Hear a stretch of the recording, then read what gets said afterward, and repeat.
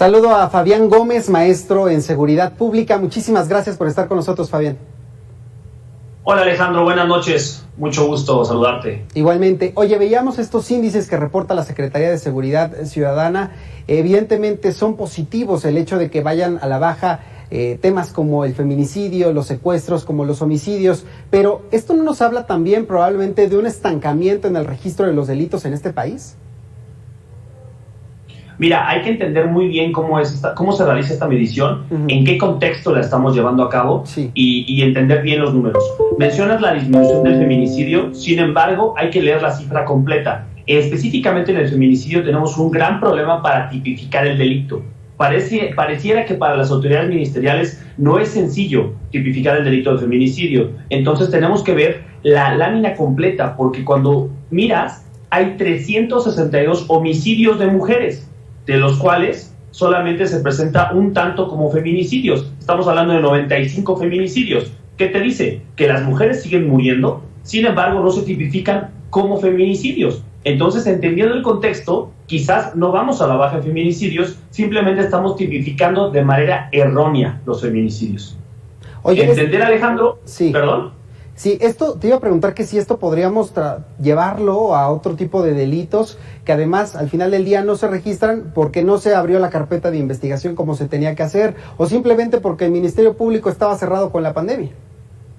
Claro, estas son las consecuencias de hacer mediciones con la incidencia delictiva. Hay que comprender que la incidencia delictiva está mermada de muchos errores que lleva en sí el proceso. Puede ser falta de confianza en las autoridades, demora en la presentación de la denuncia, percepción errónea, no se concreta una carpeta de investigación. Hay muchos matices para generar errores en la investigación o en la medición de este tipo de resultados a través de incidencia delictiva. Me parece que es un método que tenemos que superar. El secretariado a través del CNI hoy está llevando a cabo un ejercicio de un producto que genera e integra el parte de novedades, las llamadas de emergencia, que generan muchas fuentes de información para ya no solamente quedarnos en la incidencia delictiva, sino que confirmarlos, que es el multifuente. Es un proyecto de el CNI. Sin embargo, aún así tenemos que entender, Alejandro, que la medición no puede ser nacional.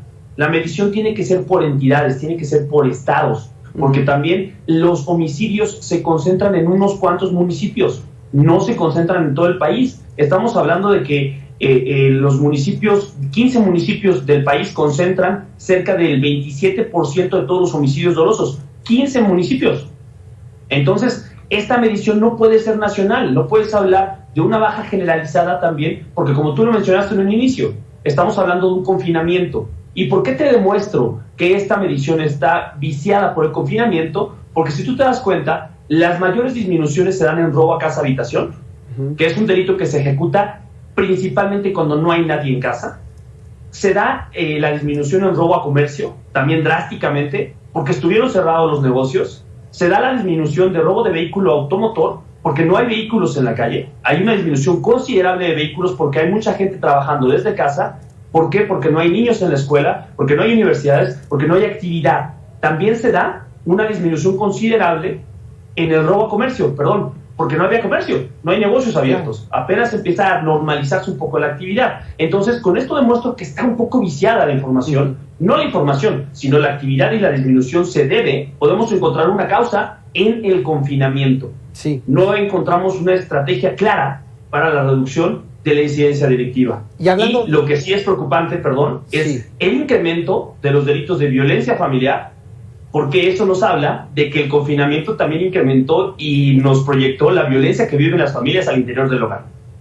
Hablando de este aumento y de esta estrategia, presentaban en estos datos por la mañana que 4 entidades del país presentan números rojos: Guanajuato, Baja California, Estado de México y Chihuahua. Más allá del número, Fabián, ¿esto nos dice algo sobre cómo se están conformando estos grupos criminales en estas zonas particularmente? Porque, por ejemplo, en Guanajuato mandaron 1,000 elementos más de las Fuerzas Armadas, pero simplemente la violencia sigue sin disminuir. Mira, son 11 entidades federativas que reportan un aumento considerable. La que más reporta un aumento es Zacatecas, San Luis Potosí, Nayarit y Durango. Sin embargo, como tú mencionas, la presencia de elementos federales no necesariamente genera una disminución de la incidencia delictiva. Puede generar un aumento, porque, insisto, medir el incremento o la disminución de la percepción de seguridad o la eficacia de seguridad conforme a incidencia delictiva, es decir, denuncias o carpetas de investigación, es errónea. Casi siempre la presencia de elementos federales desata violencia, porque genera enfrentamientos, porque genera desafío a la delincuencia. Entonces, el despliegue federal no representa necesariamente una disminución de la incidencia, sí representa un incremento en la violencia, porque realmente el reto de la seguridad para las entidades federativas y los municipios no es el despliegue de las tropas o de elementos federales, sino la institucionalización. Una vez que se repliegan estas entidades federales, el responsable de la institucionalización y la permanencia de la paz son las autoridades locales. Y es ahí, querido Alejandro, donde no se ha invertido, donde no se ha puesto atención, en policías municipales y policías estatales. En tanto no tengamos policías locales fuertes, sólidas y con capacidad de institucionalizar la paz, no vamos a poder ganar la guerra contra la inseguridad. A ver, Fabián, te preguntaría, ¿qué papel están jugando las Fuerzas Armadas en el combate a estos grupos del crimen organizado, a reducir estos problemas de inseguridad? Te lo pregunto en el contexto de las palabras que dijo el presidente en febrero, en marzo pasado, donde decía que sin el ejército sería imposible la consolidación de la Cuarta Transformación. ¿Se refiere propiamente a las tareas de seguridad?